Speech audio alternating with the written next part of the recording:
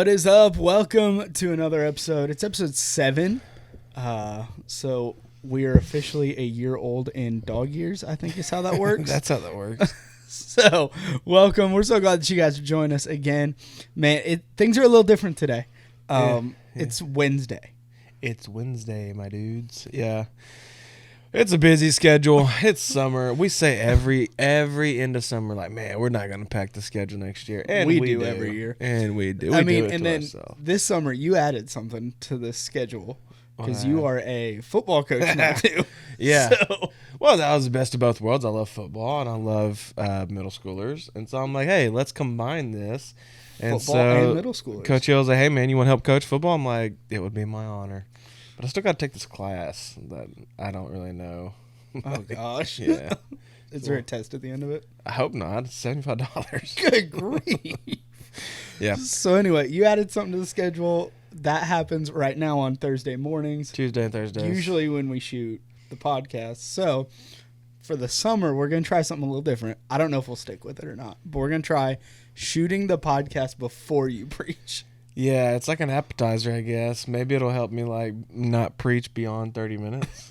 Well, you've already known what you've said in the podcast, so then you just know what you have to hit on. It's true. So it'll be good. But this week we are jumping into, first off, we have a lot going on just over the next couple weeks. We've got interns starting today. Yes, today's Wednesday. They start today, 1 o'clock. I love interns. They're my favorite. Yeah. I was a little worried. I ain't going to lie. Sign up was a little thin. It was very thin. Shy for a while there. And then we ended up with like 17, I think. So something like that. It's a good little class. So it's going to be a good group. So interns start today, and then this upcoming Monday, but the next Monday you leave at 5 a.m. Yeah, if you're watching holy this time of 5 a.m. and you're going on that trip, the 15-passenger van is leaving the church premises at 5:01. And I'm going to tell you what, my wife's driving, and she's going to be right behind you because she's going to go, I don't want to get lost. It's just Dollywood. That's going to be a wild trip. 5 o'clock, she's out the door. 5 o'clock, go straight to Dollywood, go to the water park. At 3 o'clock, go to the amusement park, stay till 10. Yep. Go to this hotel that's nicer than the one that we're looking at for Motion. Hey, Stay. Motion Hotel is a moment, though. I almost canceled it yesterday. I found another, what's it called? Choice Hotels, but basically where we're staying at, there's one that's like 5 minutes away from the BJCC arena, and there's a Starbucks next to it. There's a Starbucks next to our hotel. It's just inside of a Target. Yeah. And then you got to wait until Target opens, and then they get real mad. I feel like if you get a Starbucks. They get very upset with us. If you get like a Starbucks like that's inside of something, they just assume that you just want one coffee to drink while you go shop. So when you come with an order of like, hey, I got 7 different drinks. Yeah. Anyway. It's a great time. So all that to say, it's going to be great. You guys come back from Dollywood. You go on vacation, a little 2-day vacation. Yeah, Ashley and I just got a vacation put on our schedule. We leave the same day, but we leave at the end of the day. So How are we gonna do a podcast? Oh, Wednesday. We're going to do it Wednesday. That's right. There it is. And then we're going till Monday, and then it's Freedom Bash. Oh my gosh! I need to stop talking because I'm stressing myself. We're gonna roll into August and we're gonna be like, I need a break. Hey, if you're in White House, just shameless plug. If you're in White House, July 3rd, Freedom Bash. I sent our order to the firework guy yesterday, and it's going to be something to see. I think that we need a Dusty Harrell statue, not on the church ground, but because obviously that would be kind of, kind of. I want to put a plaque. But like the little house, where we keep everything stored. Yep. Maybe next to the little house we keep a Dusty Harrell. I just want to get a plaque out where he shoots the fireworks every year that just says this piece of ground is dedicated to Dusty for all he does. But let's jump into it. We've got kind of a limited time. I've got a meeting at 11. So I almost looked at my watch, but I forgot my watch. So, man, listen, Zach and I have been going to the gym, and if you see us wince a little bit as we're moving, I'm really sore. Yeah, it's fine. It's not all about the game. When you've got the extra spare tire, and then you do abs, it just isn't good. But this week we're jumping into week 2 of What Would Jesus Undo? WWJU. You. WWJU. WWJU. So last week, Pastor Cody knocked it out of the park. It was great. Talked about indifference. But this week, we're kind of getting down to some nitty gritty here. Mm-hmm. And we're talking about hollow worship. Yeah. HOLLOW. Hollow. Not hallow. Not hallow, like kind reverence. Kind of the difference between hallow and hollow. Yeah. Hallowed be your name. Yeah. Hollow worship. And so, yeah, I mean, I'm sure we'll talk about it in just a second, but we got to break down what those two things are. Like, yes. What is hollow and what is worship? I think the worship basically is something that is sacrificially done that extends honor, glory back unto God. Yeah. And it can be done corporately for like the 17 minutes on a youth Wednesday night that we sing one fast song, two slow songs. It can be done Sunday morning. It can be done in your car ride when you listen to worship music. But it can also be done like as a lifestyle. And Romans talks about it. I think 12 talks about it as it's a daily sacrificial lifestyle of giving glory and honor to the Lord. So you worship him with your tithe and with your giving sacrificially. You worship him when you decide what to watch. You sacrifice maybe what your flesh wants for what will be good for your soul. So your worship is a lifestyle. But that being said, I can't follow our students around 24/7, right? So weird. That would be, I think I would go to jail. But what I can do is I can, in a roundabout way, gauge your level or intimacy in your worship based off of the 17 minutes of set aside time to worship. Because that moment is a public reflection of what you're doing in private. Yeah. And obviously, let's swing the pendulum. Like, you got the people that will be extra engaged in the worship and they'll go be flamboyant, and that can still be hollow as well, because you give it a look, but on the inside it's very thin, very fake. So I just Googled this. Oxford Dictionary defines worship really well, actually. It's the feeling or expression of reverence and adoration. Mm-hmm. So I think that second part is where we're gonna kind of camp out at, like the adoration. The adoration point. Yep. Because adoration, like, you will express adoration. Mm-hmm. Like, adoration gets some type of expression from you, and an expression basically is something that is outward, based off of the turning or the inward happenings in you. And so, yeah, like when we when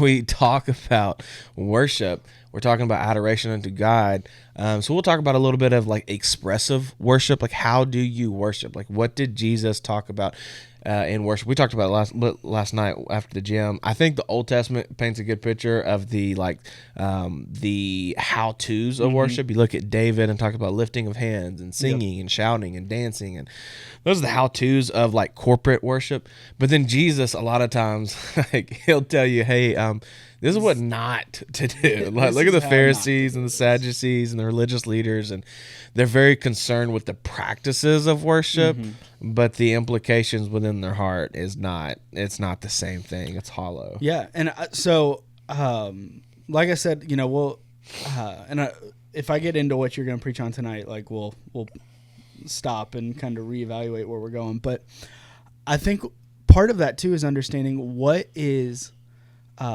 what's hallowed worship. Like H-A? Yes, H-A. Because you have to before you can understand what hollow worship is, you have to understand what hallowed worship is. You have to understand what a true expression looks like. So, like, hallowed be your name. I'm talking about Jesus in the prayer and praying unto God. If I remember correctly in my studies from yesterday, hallowed is reverence or set apart or holy. And so, like, for us, it's like, I don't just want to engage in a worship set or a worship time. And like I said, I'm going to kind of preference like the corporate worship aspect. A lot of times we'll go broad scale and do lifestyle, and that is applicable. I want to kind of fine tune it and talk about more about like the corporate worship, right? Or just the worship, singing, praising, all the things. So hallowed worship is that holy worship, the holy setting, where it's set apart. It's beyond the normal. It's beyond just the, okay, like I'm here. It's like, no, like this is a time to meet with the Holy of Holies, to meet with God, to get in his presence.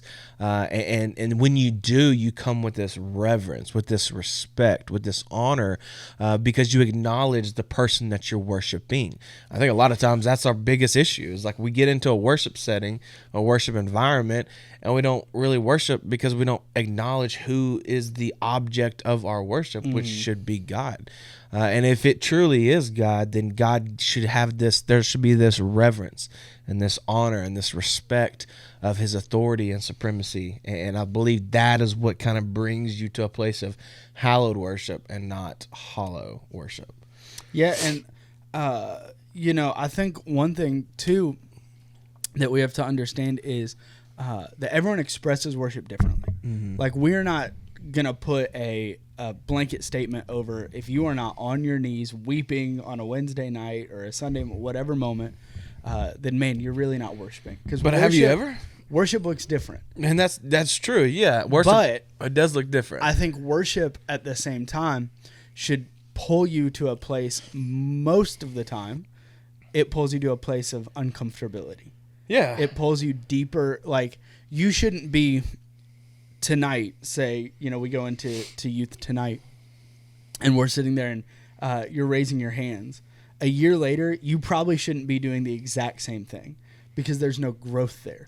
Yeah. It's all the raising of hands, the getting on your face before God, whatever it may be.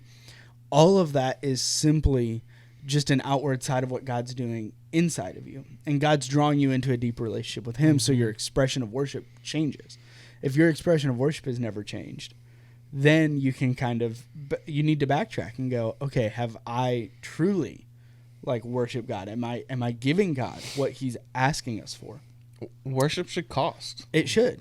And I think of the verse, I don't remember where it is, but the verse that talks about giving a sacrifice.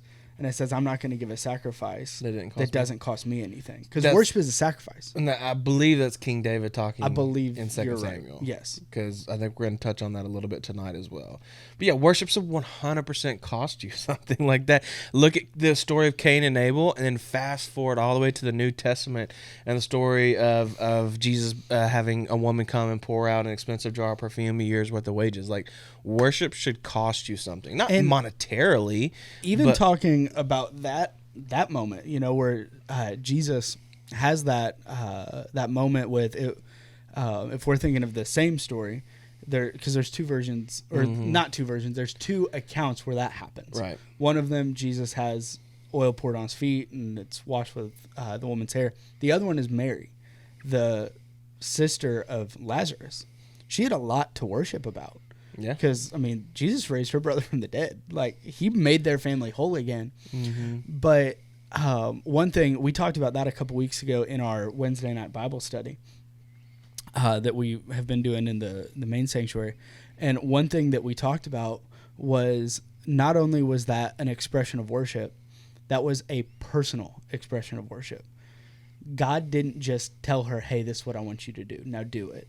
She figured out what is personal to me, what's going to cost me, because scholars believe that the jar of oil that she brought in would have been probably something passed down from probably her grandma, because you didn't keep like alabaster, which was the container that was kept in, usually was kept for like family heirlooms and things like that.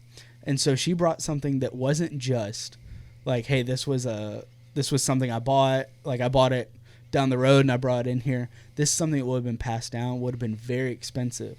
She was breaking open basically her family's inheritance and saying, hey, like, I could sell this for a year's wages. You're right. But I'm going to worship God in a way that costs me, to the point where I'm relying on God to sustain me. Because I've poured everything out. Yeah. And I think that's what worship is just a point where you go, I've poured everything out. Like, worship, there's a lot of times you leave a worship service and you're like, physically, you're like, I'm exhausted. Like, spiritually, you're on fire. Yeah. Like, emotionally, you feel great. But physically, you're like, I'm beat. It's usually how those worship nights go. Yep. Yeah. But it literally, like, you think, like, we do the worship nights in the youth once a quarter, and like, you think an hour and a half of worship would be forever, but when you press through, when you go beyond your norm, and you enter into the presence of the Lord, Like that's when I think who is it? It's one of the old theologians talks about the thin places where heaven has a collision with earth, and you meet this thin place, this meeting place of seeing what heaven's like. And then I think about in Revelation, I think it's 7, either 9, 7 to 11, or 7, 9 to 11, dyslexic. And it talks about what's happening in heaven right now with the angels, and they're singing, and the laying on their faces, and they're giving God honor and glory. It's like, man, like that, I want that to be the goal of our worship sets. Yeah. Like where we've encountered the throne of grace and of mercy and of God, to a place where we're drawn to his presence. And it doesn't lead us to ask of God, but it just leads us to be in a moment where we experience the goodness of God. And that, like, gosh, man, like a worship set that gets to that as a worship set that you walk away from going, that was different. Well, even, going back to that story of Mary, she, whenever, and if you want to read the story that we're referencing a couple times, it's in Mark 14. No. Mark 10. Somewhere in there. Mark 14, Mark 10. I taught a few weeks of the Mark series, and it's one of the ones I taught. So I think it's Mark 14. Because it was right before Jesus went to the cross, so it was Mark 14. But anyway, one of the things that you can, as you read it, that you see, is Mary didn't ask Jesus for anything. She came in, she had this magical moment with God. Like, everyone around is like, this is weird. Which, let's backtrack for a second. Whenever you have personal worship with God and it's between you and God, people around you are going to look at you and go, that was weird. Like, that was odd. I don't understand what you were doing. Now, there's some things that you do or that you might see done that's very showy. Yeah. That's not what we're talking about. No. Worship shouldn't bring attention to you for the sake of, wow, look at how holy they are. Yeah. In reality, if worship is bringing attention to you, it should be, wow, look at how, like, real their relationship with Jesus is. Presence over performance every time. It should encourage the people around you to push deeper into their relationship with God, because they I want what you have. But which, that last question on the discussion guide, have you read it? I've been looking at it, and I'm trying to not do too much out of it because I want to save it for tonight with the group. But because that last question convicted the mess out of me. I'm not gonna lie. Like when I'll just say, when is the last time you've been undone in the presence of God? Is that the one you're talking about? What's the one above that? What is your biggest stumbling block to giving God your best worship? No, it's in here somewhere. We've got quite a few tonight. We do. And that's the thing, man. Like, I'm not saying our worship is bad. Oh, wait. Are you talking about if someone could only gauge the value? Yeah, that's the one. If someone could only gauge the value or worth of God based off 17 minutes they witnessed you worshiping, would they walk away believing? What would they walk away believing to be true about God? Yeah. Dang. Yeah. So, like, the Holy Spirit asked me that one. And I'm like, okay, I'm going to ask students that one. But it's true. Like, okay, so worship, if you break it down, it's worth-ship. So it's ascribing worth to something. Yeah. And so if that be the case, and if that's the definition we're going to hold to, on a Sunday morning live worship set or a Wednesday night live worship set, if someone who did not know who God was were to witness your worship in those moments, say that's the only time they get to witness someone talking or explaining the worth of God, what would they come away with in those worship sets believing to be true about God? Is it that he is supreme? Is it that he is so magnificent that it causes you to pour out your adoration and your love, lift up your voice, shout, raise your hands, dance, fall on the ground in reverence and honor? Or would they walk away from those worship sets and go, oh, okay, well, I guess he thinks God's kind of cool, All right, well, that's what's on TV tonight, Wow. And so for me, it's like, golly, and not that you want to be showy, and not that worship is to the extent of just 17 minutes of a worship set, but say someone that's all they get. How are they? What's the value of God that we are displaying to be true in those worship? Because that's what worship is. Well, it's ascribing worth. We talked about it a little bit last week, and you're talking about, these moments of, are you raising your hands, are you shouting unto the Lord, are you falling on your face, all that. And you talk about tonight, or we'll talk about tonight too, but God has preferences to how he's worshipped. Like, you said it perfectly. The Old Testament kind of shows us how to worship. If you're ever like, oh, I don't know how to worship God, it's in the Bible. Like, I will become more undignified. I will dance unto the Lord. I will shout praises unto God. Like, to which got a response from people of like, David, you're a king. You shouldn't have to be doing that. Got a like, response from his wife. Well, I mean, some might question whether it's his wife or not. But yeah, it is his wife. But yeah, the people that should have been closest to them was like, why are you acting like a fool? He said, I think whenever you look at the Old Testament, David is the prime example of worship. Okay, and so what did the Bible say about David? David was a man after God's own heart. Yep. I believe that was because his worship was genuine. It was authentic. Because it was after God's heart. Like, that's the highlight of King David. That's what worship is worship is steps towards saying, God, I'm going to be all after what you have for me, but I'm going to show you right now just how much I love you, and there's times where, like, you go into worship and there's times that you need God to meet with you. Mm-hmm. Like, there's times that you sit down and you're like, man, I don't have much to give. I'm going to give what I have, but man, I need God to meet with me. But there's also times where when you walk into worship, it's like, it's not about me. This moment isn't about me. Man, I don't care what song they do. Like, listen, me and With Everything from Hillsong have a special bond. I will crumble. Oh, I will become undone. But if you think about that Old Testament, let's go back to that. In Exodus, maybe Leviticus, somewhere towards the beginning of the Old Testament, you talk about where God is telling them, hey, build a temple. Yeah. I want it to be done this way. I have my preferences to what it needs to be done. But why did he have that? Because it says that he wanted to dwell with the people. Yeah. Like, that was the purpose of the worship in the Old Testament is, hey, do it this way. I'm holy, therefore your worship needs to be set apart and it needs to be holy. Yeah. But I want that to be done because I want to dwell with my people. I want my presence to be with my people. Well, and on that topic, Pastor Gary said this a couple weeks ago. I think it was when you were in Mexico. But he talked about how, that God had specific ways he wanted the temple set up because that was the dwelling place. Well, now we are the temple of God. Mm-hmm. Therefore, God has preferences in how we are set up. God has preferences in how we worship. God has preferences in how we interact with him because he wants to dwell with his people. But it's not in, well, I have to be at NRYouth or Northridge Church or whatever on Wednesdays, Sundays, because that's where God will meet with me. God can meet with you in your car. Mm-hmm. God can meet with you in your bedroom. God can meet with you anywhere. Like, some of the best moments that I've had with God have been where I'm driving and it's just me and God for, I used to, whenever I was in college, I had a 4-hour drive home. Well, I made that drive by myself. So, of course, you curate the playlist, find the podcast, whatever, and you're like, here we go. This is going to be 4 hours of suck, but we'll get through it together. We'll be fine. But then you get to the point where I would always come to a point where I'd just turn the radio off.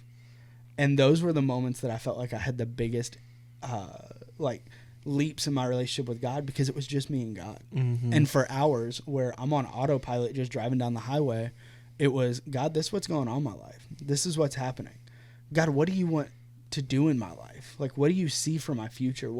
Here's some of the struggles I'm having. How can I grow closer to you? Like, all of those things happen because I took time to just say, in any moment I can meet with God.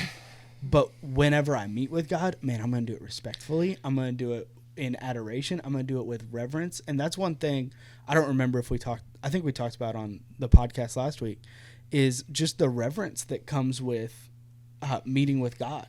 Like, we've become so accustomed to, well, God's going to meet with us. Every service you walk in, it's like, can you feel the presence of God? God is here. And I wonder, do we just say that because it's what we're supposed to say? Or are we truly acknowledging that God's here? And when God does show up, are we being reverent to that? What's that omnipresent versus manifest present, right? Mm-hmm. Like, God's always there. He's always present. But when we become aware of his presence, that's that manifest presence. And, even as you're talking about driving home and whatnot, like, I do think that worship is centered around the character of God, right? Yeah. Like, it's like, God, I give you worship because you are good, because you're faithful, because you're just, because you're powerful. And so you worship the character of God. As you do so, you're taking steps to come into his presence. As that's being done in a way that God prefers and desires, he responds by giving you his presence in a manifest way. And then because I think about the worship sets that have impacted my life the most. I enter in with God. I just want to honor you. I want to love you. I want to worship you. I want to pour my adoration out to you. And I step into the truth about his character, which is worship. But then I walk away after a period of time. I walk away refreshed because he's enlightened me. He's done something in my life. He's encouraged me. He's pointed something out. And I walk away like, okay, did I switch worship back into my problems or my situation? But I think when you come into worshiping God for his character, you pick up a little bit about who he is. And who he is a healer. He is a sustainer. He is one that the blind will see, the deaf will hear, the lame will walk, the bound will become free. Yeah. So you worship him for who he is, and then it seems like you almost walk away impacted because he's done something yet again to prove who he is. So you can come into a worship set bound with addiction. Worship God because he is a redeemer, and he is the one that loosens the chains, and you walking away free because you've experienced the character and the goodness of God. And I think that's how that's it's almost like a weird cycle, but that seems to be some of the most effective worship sets is that type of situation. Well, it's, a couple weeks ago, the question came up in the guys' home group, how do I worship whenever things are going good? Well, and, I'm not in a moment of turmoil, but could be going into one. But I think the same thing is true. How do you worship whenever your life is falling apart and you're like, man, I'm still going to worship God? I think too, one thing you're talking about is that worship kind of points out the character of God. And I just want to, our church does a great job of picking worship songs that do that. Because there are a lot of worship songs that are me-centric. Mm-hmm. And it's like, I'm going to talk about me and my thing and what God's done in my life and all that. And that's great. But when there's something special about the worship songs that just talk about the character of God, that just talk about who God is, because for somebody who's been a Christian for forever, it's a great reminder of who God is. For someone that's just walking in church for the first time, it's a great reminder of who God is. Seriously, my goodness of God has made a resurgence here in the past such a good year. Song. We did I remember that song 5 or 6 years ago, and I guess it was about 6 years ago because Ashley and I were dating, and I remember that song being a big thing, and then all of a sudden, out of the blue, about a year ago, it just popped back up, and you're like, hey, that's a good one. I wish with everything would do that. But it's because exactly what you're talking about. It's pointing out who God is, that God is good, that God's goodness is chasing after us, that the Bible says that surely your goodness will follow me all the days of my life. Mm-hmm. Those are just reminders of who God is. And so I want to shift gears just a little bit here in the last few minutes that we have and kind of get into corporate worship.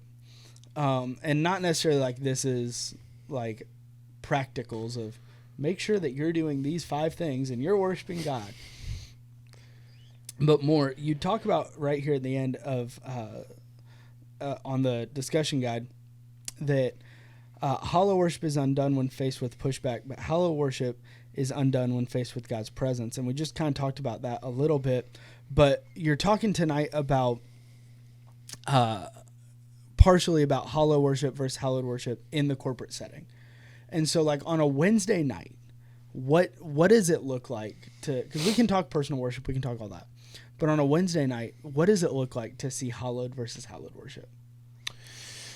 It looks like a lot of different things. Like I said, I think worship is a little bit progressive as far as you progress as you grow in your walk with the Lord. But it just has to be stretching, man.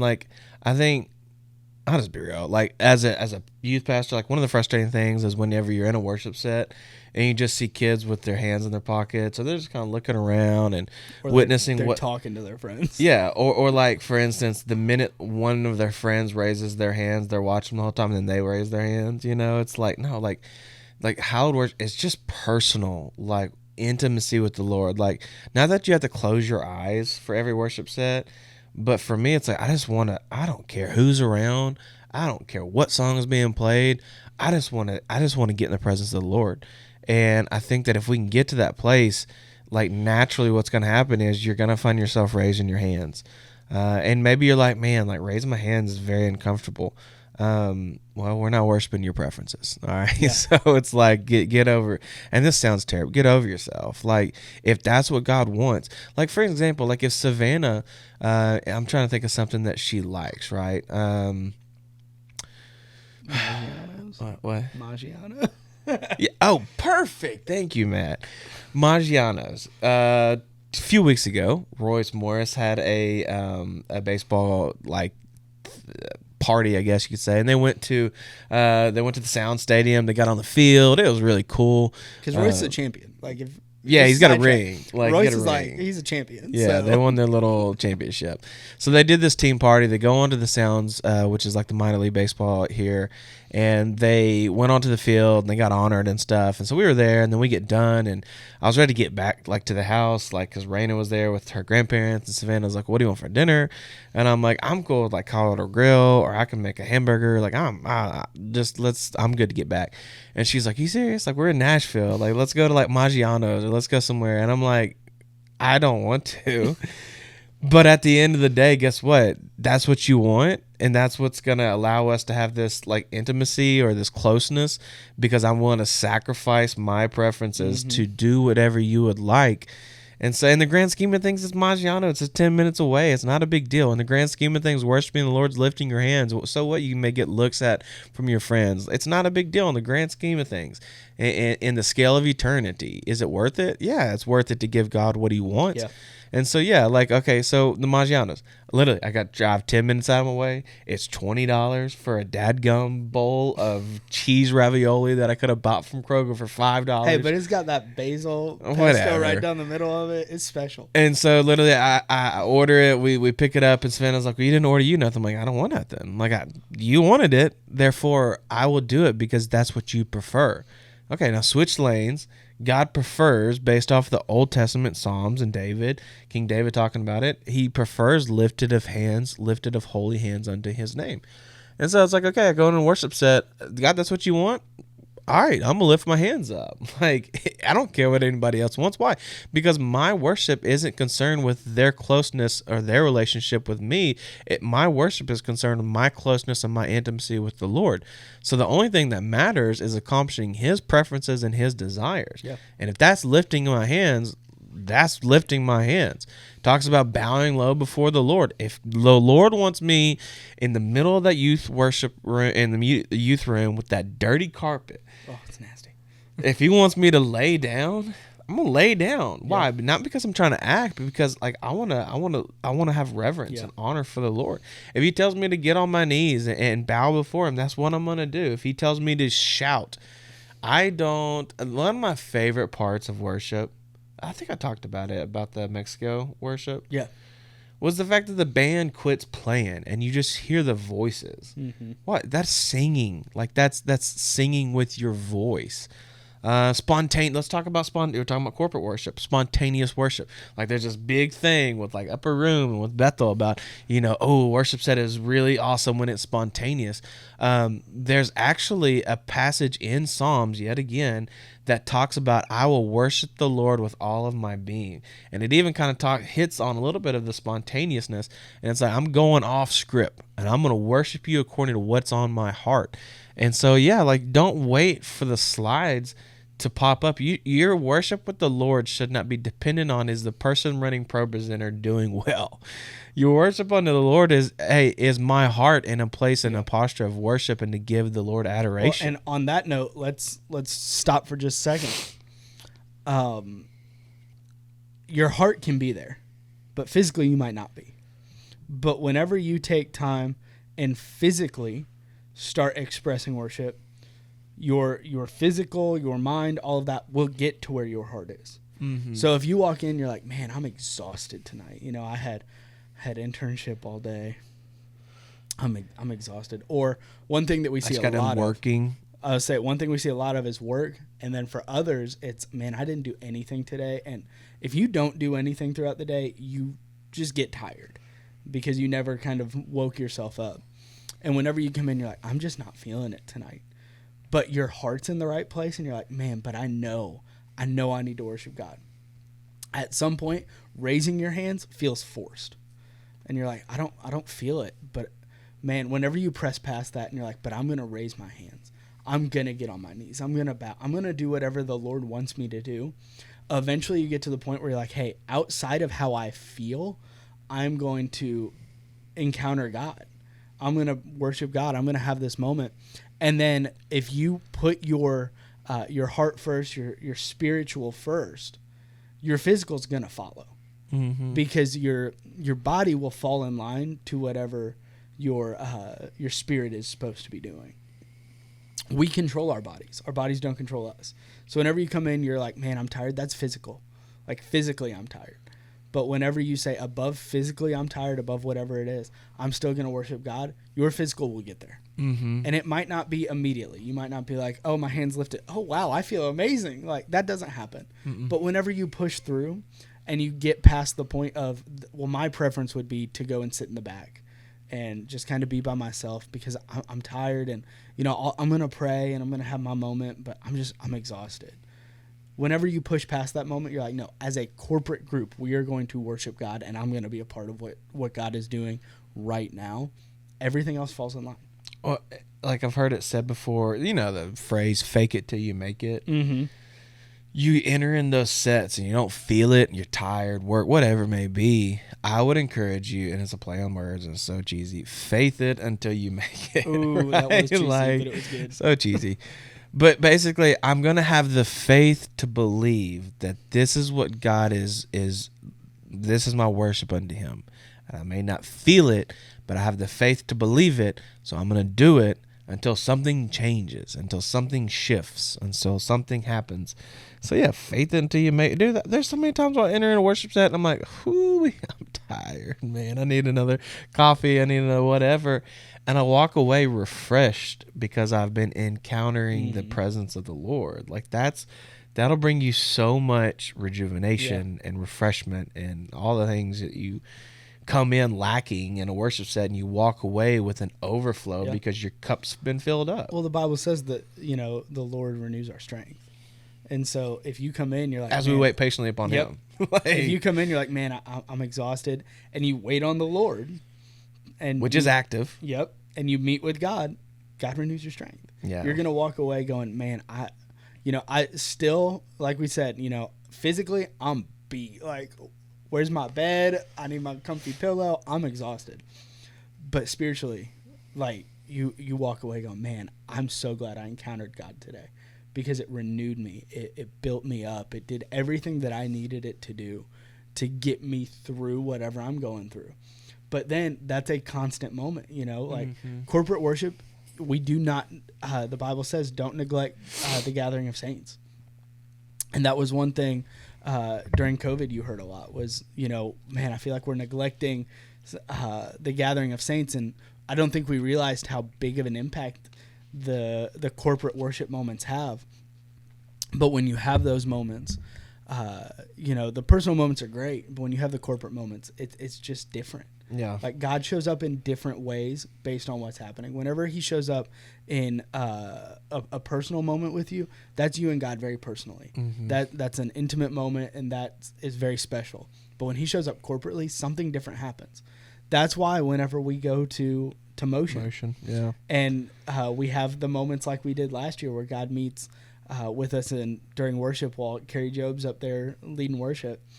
Everyone walks away going, oh, man, that was amazing. It's because God meets with us in different ways, in different settings. Yeah. And so. And, kudos to Highlands. Like, when I think about the ARC encounter from a couple years ago, they're very intentional on making sure that who they get to lead the people into worship are worshiping themselves. Yeah. And yet again, like, just because you go to motion doesn't mean the worship is above and beyond. No. But what happens is you get in a place that challenges you because you see other people forsaking their preferences to seek the presence of God. And like, for us as a youth group, like, I personally want to, and I want to find leaders, student leaders as well. And we have them. They do this week in, week out, that will say, hey, I'm forsaking my preferences to seek after his presence. Because what's going to happen is you're going to have students that see and witness your worship and think to themselves, if their God is worth that much to them, I have to ask myself the same question. What is God worth to me? Yeah. And it should be challenging. And not because you worship to challenge other people, but it should be an after effect. It should be a residual thing that happens because of your genuine worship, that it has an effect on the people that are around you. Well, and I think, too, it kind of comes back to if you've gone to motion before, if you've been a part of those moments, or gone to, I know there was something that happened in Nashville this past year that was a lot of worship moments and things like that. And you go to any of those and you come back and you're like, man, I just wish people were passionate like that. Passion is contagious. Mm-hmm. So maybe doesn't need to be, man, I wish that people here were as passionate as they were at motion or whatever. Maybe it needs to be, I'm going to be as passionate as I was there, and people are going to catch on to my passion. And then, 3 months from now, we're going to see moments like happen in motion on a Wednesday night on a regular basis. Why? Because you set aside your preferences and said, I'm going to put God first, and I'm going to be passionate about the things of God. And everyone else looked at you, and at first they're going to look at you and go, they're weird. And that's okay. It's okay to be weird. Like, it's okay to be a little weird, especially whenever it comes to God. But in the end, they're going to look at you and go, hey, exactly what you're saying, if that's the relationship that you have with God and you are willing to forsake how you look to others, how people think about you, you're willing to give all that up to pursue God, how much does God really mean to me? How much is he worth to me? And in the end, it all boils down to worship costs. Yeah. Like, if your worship doesn't cost, I would question if you're really worshiping God. Mm-hmm. And so, I don't want to take up all of your message from tonight, for tonight. But any closing thoughts as we? Yeah, I think that it's presence over everything else. Like, if we can get back to the place where worship is all about just I'm seeking after the presence of God, I think it'll line everything else up to be the way that it should be. But I'm excited for what's going to take place this summer with internship. I'm excited for tonight.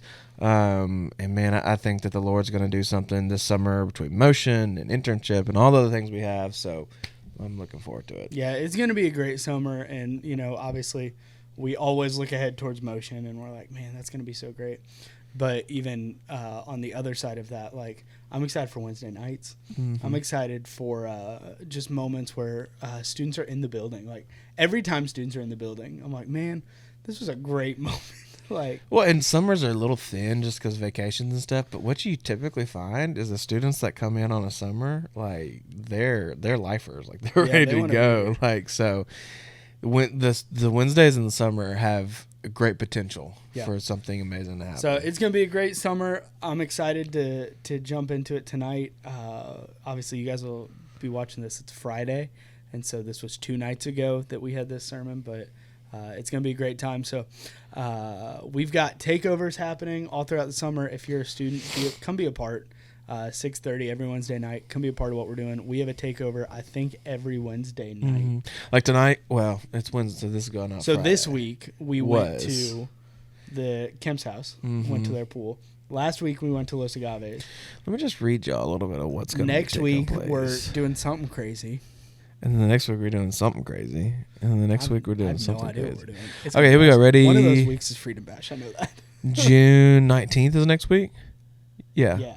Dairy Queen Takeover. Come on. Dairy Queen Takeover is one of my favorites because the workers get so wide-eyed and scared when we all walk in, and they crush it every time. Last year, me and Royce dropped off some gift cards to them because we're sorry. That was the 19th. 26th, we're doing parking lot takeover, so that'll be fun. Come on. Freedom Bash, which that's going to be awesome. The 10th we've is... got a slip and slide kickball in there, right? Yeah, slip and slide kickball's in there somewhere. And then I think we're planning on something for the 31st to be at the park, I think. That's like a whole church thing that's being planned, though. So Baptisms. That's going to be awesome. It's a lot. Just, hey, download the NRYouth app. Yep. Click on what's happening, and that'll be one of the best ways. If not, then the Instagram. Here's the best way to put it. If the doors are open, just be here. Just be here. Just be here. Maybe bring some swim trunks. You never know. Maybe bring some closed-toed shoes. Might just want to have some closed-toed shoes and some swim outfits in your car just ready. Just in case. Because you never know what we're going to do. So all that to say, we love you guys. We can't wait to be with you next Wednesday, and then we'll be back on Friday. So we love you, and like, share, comment, do all that stuff. We'll see you.